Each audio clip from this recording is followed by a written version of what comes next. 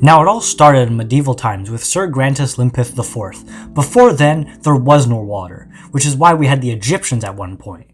He had sent his men on an expedition outwards in search for more land to conquer when his men had come across this daring miracle that we call water. The only problem, however, was that back then, water wasn't actually drinkable.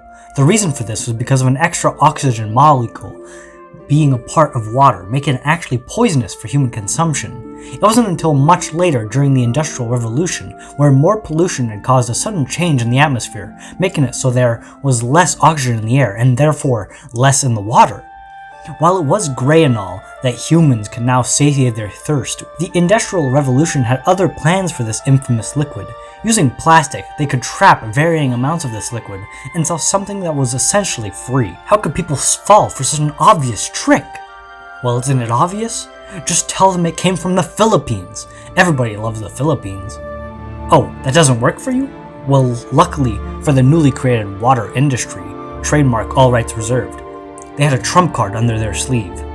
E-girls. That's right. If cute females were to be selling the product instead of gross corporate shit stains, then the neurons in your brain would fire, making you want to buy the drink being sold by the women. And just like that, everyone had fallen straight into the corporation's hands. Except for the UK. You see, now with these companies able to make money out of virtually nothing, they had to start their new scheme by adding salt to the water. By adding salt, consumers would get thirstier and then buy more. Unluckily for them though, they had forgotten that the world was able to somehow survive without drinking water for the past like a million years, so it didn't faze them, and they just stopped drinking water entirely. Humankind could never fully adjust to drinking water, due to the fact that it had been poisonous for so long. Some had started to deny drinking water altogether, despite there being no logical reason. We subconsciously fear having to do it, which leads to some little bitches that only drink soda. And finally, that brings us to today.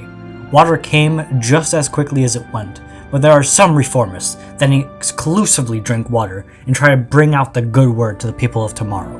Thank you for coming to my piss talk. I really need to go piss. I've been drinking a lot of water.